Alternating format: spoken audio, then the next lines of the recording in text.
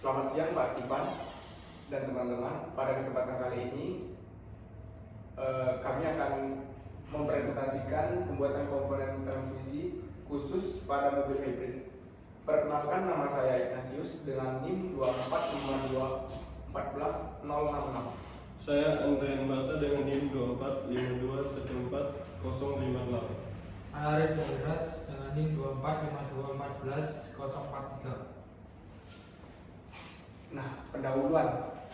Mobil hybrid ini menjadi salah satu pilihan utama. Salah satunya bagian terpenting dari sistem penggerak pada mobil jenis ini adalah transmisi khusus, di mana transmisi ini berperan berbeda dengan transmisi mobil konvensional yang biasanya. Transmisi ini bertugas mengatur dan menyalurkan tenaga yang berasal dari dua sumber sekaligus, yaitu mesin bensin dan motor listrik itu sendiri. Sistem ini dirancang agar tenaga dari mesin dan motor listrik dapat digabungkan dan disalurkan ke roda secara halus dan efisien. Untuk menghasilkan transmisi dengan kinerja tinggi, dibutuhkan proses manufaktur, mulai dari pemilihan bahan mentah, pembuatan awal, pemrosesan bentuk akhir, hingga perakitan komponen. Next, selanjutnya. Pada pertama-tama kita membutuhkan formil pembentukan. Satu, komponen pada transmisi ini gear. Fungsinya meneruskan dan mengatur torsi dari motor ke roda, mengatur rasio kecepatan dalam sistem transmisi. Prosesnya pemilihan bahan, baja paduan alloy berbentuk batang silinder, cutting material. Selanjutnya proses ini dipotong sesuai ukuran gear. Kemudian forging, dipanaskan dan ditekan dalam di untuk membentuk bentuk dasar. Kemudian preforming, menghasilkan bentuk mendekati gigi. Trimming and cooling, menghasilkan sisa material dan pendinginan. Normalizing jika diperlukan, menstabilkan struktur mikro logam sebelum mesinning.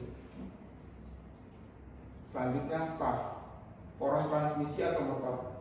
Nah, fungsinya di sini meneruskan putaran dari gear atau motor ke bagian lain dari sistem transmisi. Prosesnya pemilihan material, batang baja paduan, bar stock, hot rolling atau forging, membentuk diameter bergradasi sesuai desain. Straightening, meluruskan poros dari deformasi pasca forming. Cooling, mencegah keretakan akibat pendinginan cepat. Next, transmission housing atau casingnya block ram. Fungsinya melindungi dan menopang komponen internal transmisi, menghubungkan transmisi ke bagian kendaraan lainnya. Proses ini pemilihan material aluminium alloy ringan dan tahan korosi.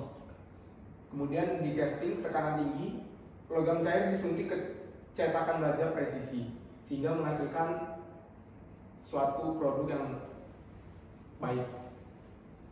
Cooling dan ejection, setelah mengeras, housing dikeluarkan dari cetakan seperti materi yang sebelumnya sudah dijelaskan. Kemudian deburring and trimming, menghapus sisa aliran logam atau flash. Selanjutnya akan dijelaskan oleh Reza. Next. Yang keempat adalah stator dan rotor motor listrik. Fungsi dari ini adalah bagian utama dari sebuah motor listrik, yaitu menghasilkan gaya elektromagnetik untuk memutar transmisi. Yang pertama, stator core atau inti stator. Untuk prosesnya ada tiga. Yang pertama, rolling. Baja silikon digulung menjadi lembaran tipis. Yang kedua, stamping atau punching, yaitu lembaran dipotong menjadi laminasi berbentuk gigi stator. Yang ketiga, stacking dan bonding, disusun berlapis dan direkatkan atau dilas titik. Yang kedua, rotor.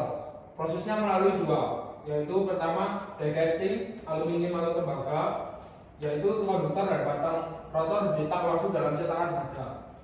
Yang kedua, cooling dan trimming, sisa cam dilepas dan bentuk disempurnakan. Oke, next.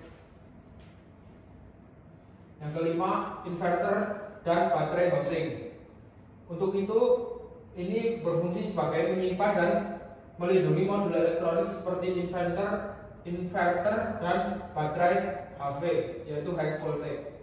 Prosesnya melalui tiga, yaitu pertama cutting aluminium sheet, Yang dimaksud adalah lembaran aluminium dipotong sesuai ukuran casing. Yang kedua, deep drawing dan press forming, yang yaitu dibentuk menjadi bentuk 3D menggunakan guide tekan. Yang ketiga, piercing dan trimming, yaitu membuat lubang koneksi dan menyempurnakan bentuk akhir. Oke, selanjutnya akan dijelaskan teman saya Dian. Baik, yang berikut ada shaping. Setelah proses forming, komponen-komponen transmisi hybrid tertentu masih memerlukan proses shaping untuk mendapatkan presisi yang tinggi, toleransi geometrik, dan fungsi mekanik yang sesuai. Proses shaping ini melibatkan penghilangan material melalui pemesinan atau machining, penggrindaan atau grinding, dan proses presisi lainnya. Yang pertama, seperti yang tadi proses forming, ada gear atau roda gigi. Kenapa perlu shaping? Setelah forging, bentuk gigi belum presisi, butuh akurasi tinggi pada profil gigi, pitch, dan permukaan kontak. Prosesnya ada 4. Yang pertama, turning, membentuk diameter luar dan lubang poros. Yang kedua, gear hobbing atau shaping, memotong bentuk gigi dengan alat khusus atau hop cutter. Yang ketiga, grinding, finishing gigi untuk menghilangkan deviasi dan mendapatkan permukaan yang sangat halus. Yang terakhir, deburring, untuk menghilangkan serpihan tajam dari pemotongan. Ini contoh gambar komponen dari roda gigi tersebut. Next. Yang kedua, ada shaft atau poros transmisi. Kenapa perlu shaping? Permukaan bearing dan arah sambungan harus sangat presisi, butuh konsentrisitas dan keseimbangan tinggi. Ini juga memerlukan 4 proses. Yang pertama, turning, pada mesin bubut CNC, membentuk diameter bertingkat dan permukaan halus. Yang kedua, drilling atau taping, membuat lubang ulir untuk penguncian atau pemasangan baut. Yang ketiga, grinding, menyempurnakan diameter dengan toleransi mikron. Yang keempat, KY milling, membuat alat pasak atau KY untuk penguncian gear atau kopling. Next. Yang ketiga, transmisi housing atau casing transmisi. Kenapa perlu shaping? Karena lubang pemasangan bearing, baut, dan konektor harus sangat presisi.